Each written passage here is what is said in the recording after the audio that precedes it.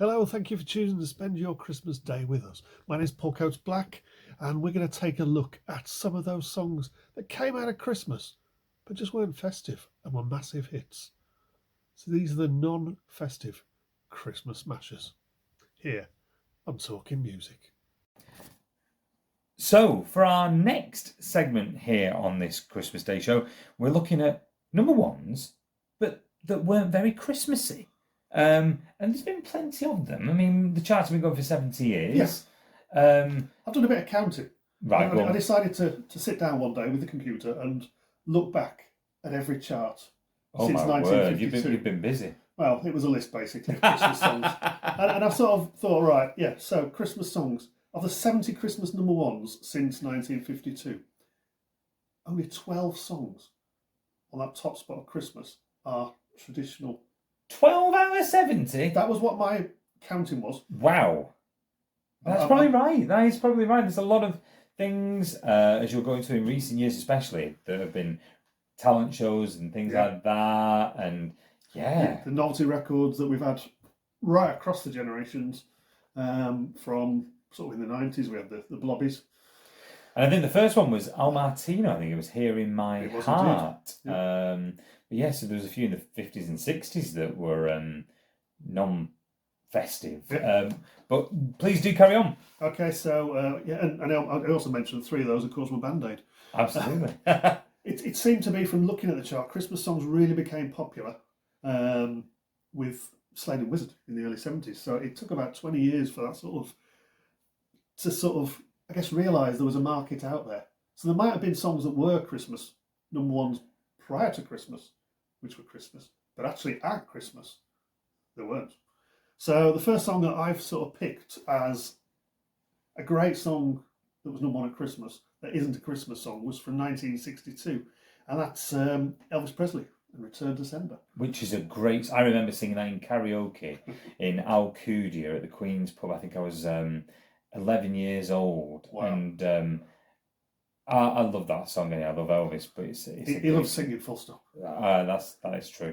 But I can't believe that was a Christmas number one. Yeah, so it was his 35th UK single release. It was his 13th UK number one, and it spent 3 weeks at the top and 14 weeks in the chart on this occasion. It would subsequently go to number 5 in the chart when it was released in 2000 and... Stop a minute. Hang on. So it subsequently re-entered the chart when all of the singles released, Elvis's singles released, to celebrate his 70th birthday, at which point it peaked at number 5. Now, I chose this song not just because it is a great song, but also it reminds me very much of my junior days back at the local college. So I went to a local college. I did a health studies course, and so I was the sole bloke on the course. And in the Students' Union, this was one of those songs that for some reason they picked to play on the jukebox for 2 years, every day. Return to Sender, really? This song and Meatloaf's Bat Out of Hell, and what was the other one? I Don't Know Much by Linda Ronstadt. Oh, I like that Neville. one. Yeah. So 3 great songs, but yeah, I heard it pretty much every day for 2 years. Return to Sender. So yeah, great song. So, what's your next non-festive number one that you've picked? So my second choice was the Christmas number one in 1975, which of course needs no introduction. 17 weeks in the chart, 9 of which at number one, before repeating that success in 1991 when it spent 14 weeks in the chart, 5 of which were on top. Bohemian Rhapsody. And of course, it's just such a wonderful tune. I mean, obviously, like you say, it was number one in 1991. Which was just after Freddie Mercury sadly had passed away. And also, it was launched in the Wayne's World phenomenon. Oh, yeah, I forgot about that, yeah. When you've got Mike Myers and Dana Carvey, the 2 actors involved, sort of doing the headbanging to the Brian thumping it out on the guitar and Roger on the drums. It's staggering, obviously. I mean, was it Kenny Everett, one of the first DJs, I think, to play it, I think, wasn't he? So Queen were big friends with Kenny Everett, and the song had, by the record label, had sort of said, look, That's never going to work as a single. It's nearly 6 minutes long. No long. DJ's ever going to play it. So, of course, they passed it on to Kenny and said, don't play it, whatever you do. And I believe he played it something like 14 times in a row. Right. So, on 1979. I'm going to stick in the same decade. Nothing wrong with that. For my next choice. So, 1979, another totally non-festive song, which was a #1 single. It saw the release of the concept album The Wall by Pink Floyd. Alongside it, one of very few Pink Floyd singles that were released. They've only done 12 singles to date since 1967. This one made #1, Another Brick in the Wall, Part 2. It's the sole #1, and only one of 7 singles that made the actual UK Top 40 chart. At the time, it was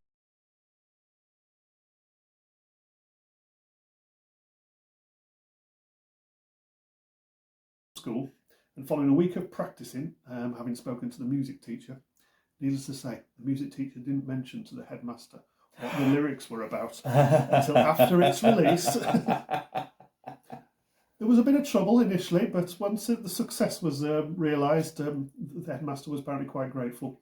The band heard it with the version with the kids singing, and it became the one we love today. They loved it, and it has to date sold over 4 million copies worldwide, reaching #1 in 14 countries. Wasn't there a legal wrangle with the school children? Wasn't there a few years ago? I could be wrong on that.